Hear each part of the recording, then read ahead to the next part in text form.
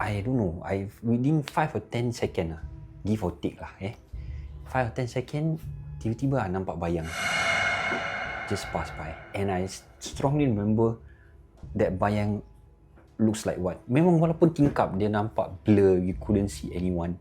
But I remember vividly it was like those it's a person. Kalau tak salah, it was a guy. He was wearing one of those Javanese traditional clothes. Dia macam pakai those blazer and then dia punya songkok batik. I still remember that. But it's really clear from that bayang. Walaupun dia dari segi tingkap lah. Then from there I got goosebumps. I terkejut. I don't know what to do. Of course when you're a kid you don't know anything apa kan. So from there I just like, wah, I literally about to, and that moment pun I had water in my mouth. So I was like, wah, this is really something terkejut for me, and I don't know what to do. And I was about to blow my water, what's it called? Take out my water from my mouth, and then I want to run upstairs, but I just take it as I don't know what to do. I pretend that I don't know anything.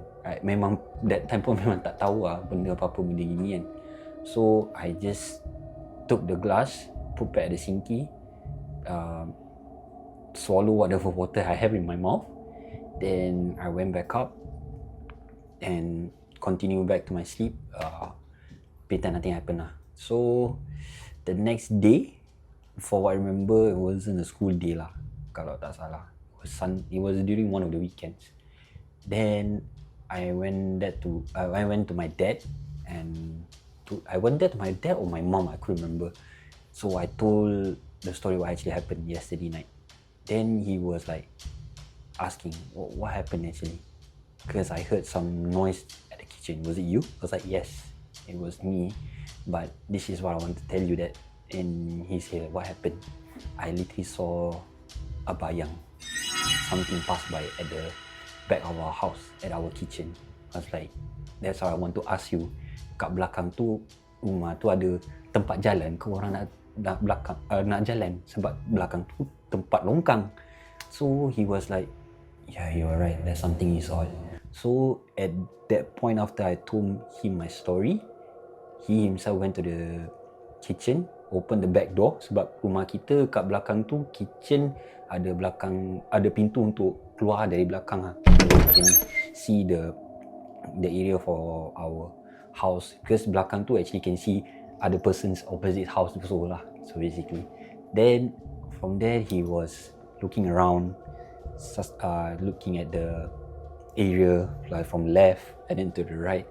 Then suddenly when he saw at one spot ada this one pipe from our house, dari atas sampai ke bawah tu is basically a water from excess water from the rooftop lah, from our house. It will go down lah. So he suspected that something was there, and he feels off about it. Macam rasa benda macam tak selesa lah, can say. So he suspected something is off. Then he went there specifically. Then macam rasa tak sedap. Then dia start korek that area. Then last jumpa satu barang ke tangkal, I'm not too sure. He didn't show it to me lah, speakly. So because of that, I was still a kid. His best, he told me that you go upstairs and do your stuff, like, do your homework or whatsoever. And okay lah, he told me that, okay, I just, budak mana nak tahu benda semua ni kan. So we just leave it at that. Then from what I took a sneak lah, what he actually doing. Took a sneak. He was just doing some recitation, did his stuff, macam rukiah ke apa, I'm not too sure. And then dia pergi buang lah that barang. But I don't know where he actually throw away lah. So that was one of the spooky night that I ever first encountered. Actually, that at level 2 of my house too, there's a chairs and there's a table for us to sit, right? It's like macam, for our own living room kan kita ada punya basically macam tempat duduk and meja lah kan. So at that point in time, I was sitting at this position juga, and there's a window in front of me. There was like 4 of them. Okay, but you have to understand, rumah Indonesia lama tu dia punya window dia agak panjang. And there was like, there's a lot of designs on it, right? There's like for my house that point of time, from what I remember, dia macam ada 8 squares that we actually can see through our window to outside lah. So to see our balcony. It's a window that we actually can push and pull, right? So at that point of time, tiba-tiba, and I also asked myself, am I playing with myself, or is just my eyes playing tricks on me again?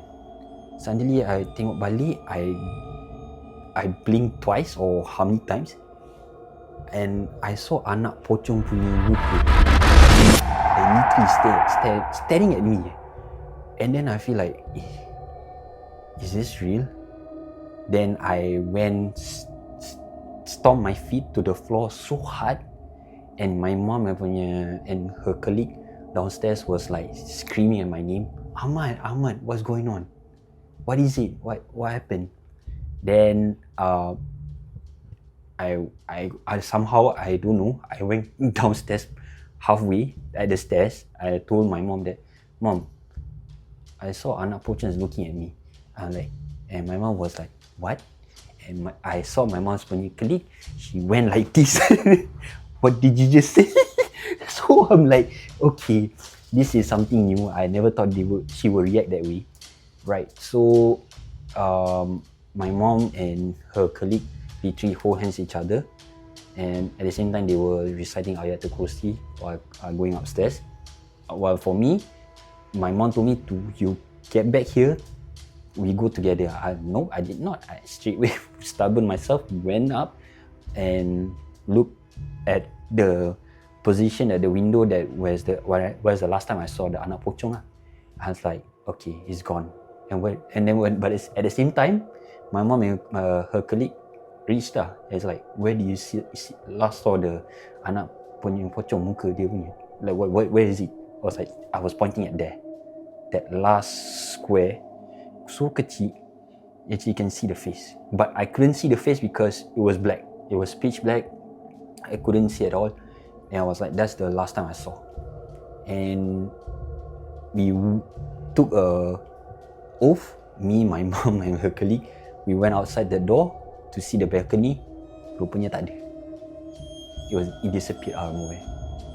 Then the next day or that night itself, my mom and her colleague explained the whole story, what actually happened and what I saw, to my dad. And luckily, that point of time, my sister didn't wake up because of this chaos. So it was kind of chaos, but not really chaos, because I literally stomped my feet so hard. It literally jump scared my mom and my mom's colleague. So it was a bit chaotic. Then after a few months, I heard they were discussing again between my mom and my dad. But I didn't get involved in it because I dapat tahu lah dengar cerita diorang. I got to found out that my dad told me it was jiran sebelah. He was the one who responsible hantar semua barang tu lah. But the niat dia hantar barang tu ada motif dia, because I got to find out that my dad wants to sell the house kat Surabaya tu, but he don't know who's to sell it, but he chose to sell to his niece. And somehow that jiran dapat tahu, so that's why he decided to send this barang, because he wants that house that my dad wants to sell. Then actually what happened after that? Did the neighbor still manage to get the house? The house, no, didn't get the house. But somehow my dad got to know. He told me, from what I remember, I think he went slow talk with that neighbor lah. Like, you don't need to do this kind of stuff. Okay, so and basically the house was sold to my dad's niece lah. I see. But he managed to slow talk with him. Do not do this again. This is my family and stuff like that. but somehow he says that your house is really big. Why you want another house for? Something like that lah. So, but I don't know how it happened, but somehow my dad managed to calm him down, stop doing this and stuff like that, but managed to end off peacefully lah. So we don't hear anything anymore. Yeah, so that was my third encounter. It was really quite shocking actually, to be honest. And then suddenly, apa lagi before this thing happened, there was another one encounter, but I didn't tell my dad. This one also, I literally woke up in the middle of the night. I think the day was my dad bought the house. I'm not too sure, but this one also I remember vividly. Then I remember it was like my cousins, my relative, they were sleeping downstairs. I think this one literally happened way before my school holidays. This one is literally our sem break or mid-sem break lah, somewhere there. We went there for a short while. So this one literally happened. My dad bought the house, and I didn't at that point of time I tak tahu he bought the house already. So we were sleeping at this house. Then all my cousin relative was there. So it was crowded. Everybody sleeping on the floor, macam zaman dulu bunyi lah kan. So I remember that point of time I woke up in the middle of the night. I was thirsty. Same thing. I was thirsty again. Then suddenly when I walking to the kitchen, okay, basically this is the ruang tamu lah. Okay, I just give a layout of a 3D layout. This is ruang tamu. When I came down the stairs, this is the same house I'm talking about. The same house. So ruang tamu cuma kat sini. Then at the back there is the kitchen. So this is there's a access of a door for you to go to do your laundry ke apa kan. And also there's a stairs for you to go upstairs, macam to the rooftop lah, if you want to fix something apa in case of leaking or something like that. So that point of time I went to the kitchen just to get a water because I got thirsty. Then suddenly there was something was looking at me while I was trying to take a glass of water. And just to let you know, that door that I was talking about, there's a window beside it, a small window, same thing, but like I mentioned, it's like a push and pull, but this one is a bit smaller lah. So dia ada design dia macam ada 4. So I was kind of curious. In the middle of the night, someone's looking at me trying to take a water. I mean, like, who actually do that lah? Same thing, as a kid, I don't know anything. I took a phone, I think it was my phone lah. A phone, open the torchlight, open a flashlight. I tried to look at it. Suddenly, I saw some black figure. I couldn't see at all who is it, but because it's reflective, because when you try to put a flashlight towards a window and then it will reflect back, you can't really see. But I literally saw a black figure with hair looking at me, and I was like, terperanjat again. Then I'm like, my goodness, this is another encounter which I didn't tell my dad also at that point in time. I just only told the anak pocong tu. But somehow, that point of time, I was like, okay, I couldn't take it. I gargled up the water as fast as I could. I ran upstairs, and I went back to sleep and pretend nothing happened. This is the third and fourth encounter lah throughout my life. So far, this is quite I don't know how I still remember until now, because the impact is still there. Yeah. So this is what I experienced in Malaysia, experienced myself in Indonesia.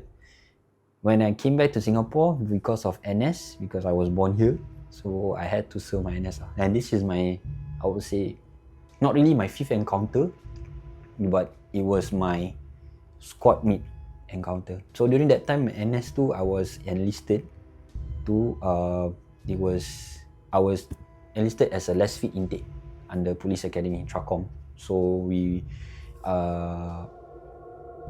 enlisted at Tracom for 6 months. We trained there because for lesser intake, for the rules is that you didn't take the what's it called, the NAFA test panggil NAFA test. I didn't take because during that time I was studying in international school outside Singapore, so I didn't take NAFA test at all. Which year was that? Do you remember? 2015. This one I was baru masuk NS, dah masuk 3 bulan. I remember I enlisted 10 March 2015. So after 3 months, consider March, April, May, June, around June lah, somewhere there. Around June, one of squad mate, he told me this thing happened to him one of those nights. He woke up from his bed. He went outside his bunk. He wants to go to the toilet. Then suddenly he saw someone who really thought was our field instructor. But basically, field instructor is basically in our police academy who really take care of our squad lah. Who really enlisted to our police academy training lah. We call it as ourselves TSC lah, training special constable. So that point of time, he was walking towards the toilet. He literally saw this field instructor, which in our short form we call FI.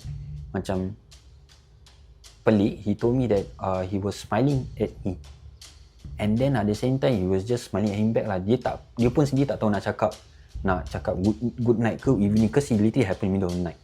Right. So he went back to the toilet. He went to the toilet. Then he did his stuff. He was taking a shower, I think. Then after that he went back.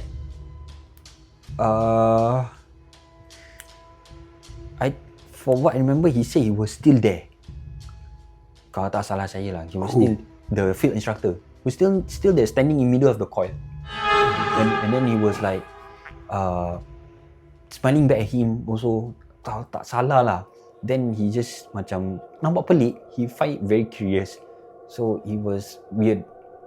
Very funny, very weird. And then I felt it macam like might as well just buat bodoh, go back to my bunk and sleep. Then the next morning he told the story about this lah, that literally happened to us. That literally happened to him, and told us that this thing literally happened to him last night. Then I was like, one of our squad mate, that FI that you told us, he's there now, sitting at the chair there. Why don't you go and ask him just to know that it's actually him or not? So he went. I think he went down, and don't know, after like 5 or 10 minutes he came back. So what's the answer? He said, nope, yes, it was not him. I was standing in the middle of the coil. I was like, okay, this is weird. What was the question he was asking? He was asked, by the time he came back to us and told us the story, right, he told us that FI, did you wake up middle of the night sleepwalking or something like that, and you were standing in the middle of the coil?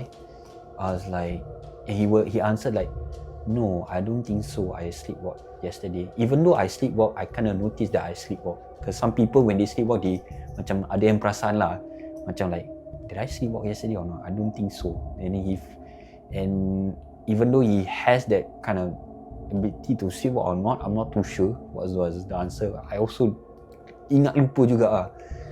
But he was sure that yesterday, middle of the night, he wasn't standing in the middle of the coil, and it was not him. That one is really also spooky.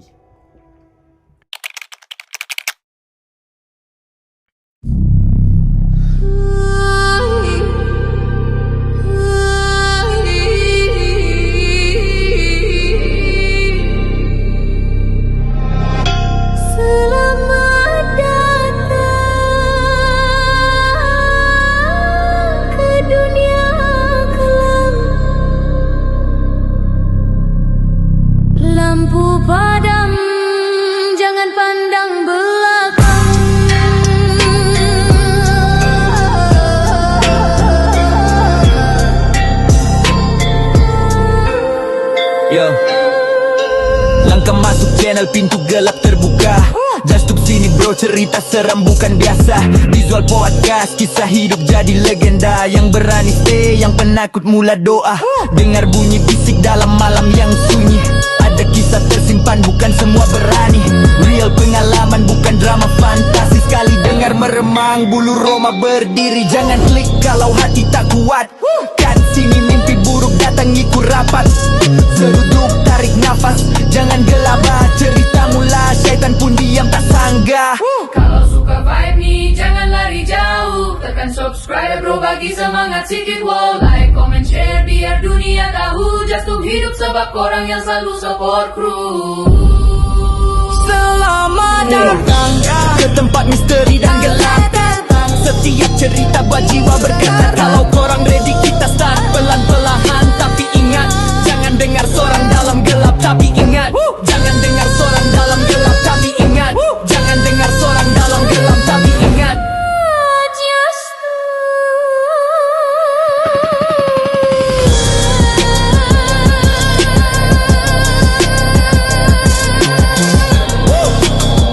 kami dah mula. Kau berani dengar